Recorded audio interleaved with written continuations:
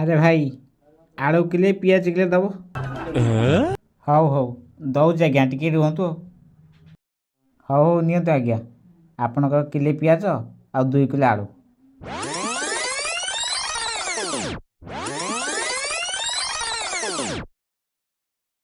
ଆରେ ଭାଇ ଇଏ କ'ଣ?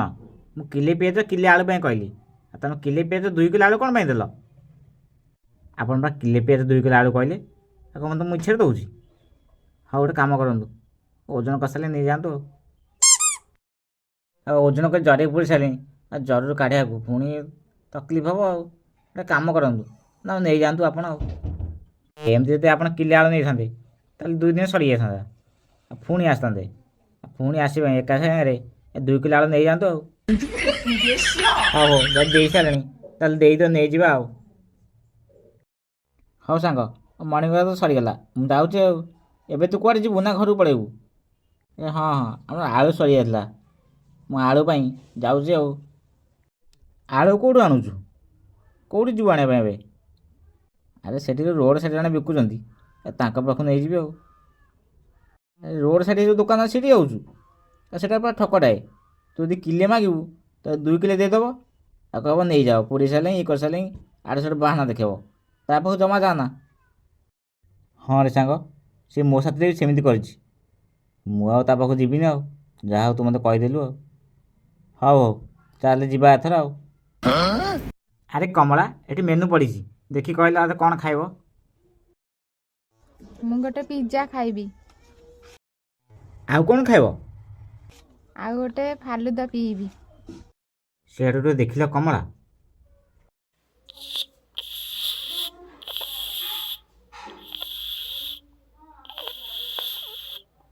ଏଇ ଯେ ପୋଛା ମାରୁଛନ୍ତି, ସେ ପରିବା ଦୋକାନ କରିଥିଲେ ନା କ'ଣ?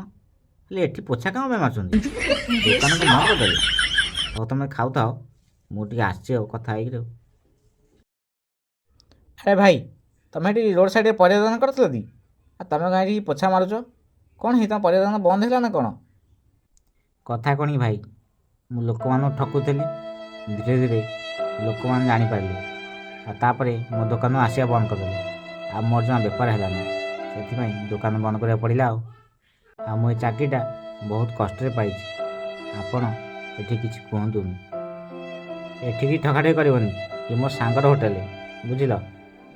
ନାଇଁ ବାବୁ, ଏଠି ମୁଁ ସେମିତି କିଛି କାମ କରିବିନି। ଶୁଣ, ତୁମେ କାଲିଠୁ ଆଉ କାମକୁ ଆସିବନି। ତୁମ ହିସାବ ଯେତେ ଟଙ୍କା ହେଉଛି ତୁମ କାଉଣ୍ଟରରୁ ନେଇ ପଳାଇବ। ବାବୁ, କାଲିଠୁ କାମକୁ ଆସିବେନି ମାନେ ମୋର ଭୁଲ କ'ଣ ହେଲା? ଦେଖ, ମୁଁ ତୁମ ଚରିତ୍ର ବିଷୟରେ କିଛି ଜାଣିନଥିଲି, ସେଥିପାଇଁ କାମରେ ରଖିଦେଲି। ଏବେ ଯେଉଁ ସାଙ୍ଗ ଆସିଥିଲା ମୋର, ତୁମ ବିଷୟରେ ସବୁ କହିଲା, ସେଥିପାଇଁ ତୁମକୁ କାମରୁ ବାହାର କରୁଛି। ଆଜ୍ଞା ବାବୁ, ଟିକେ ଶୁଣନ୍ତୁ।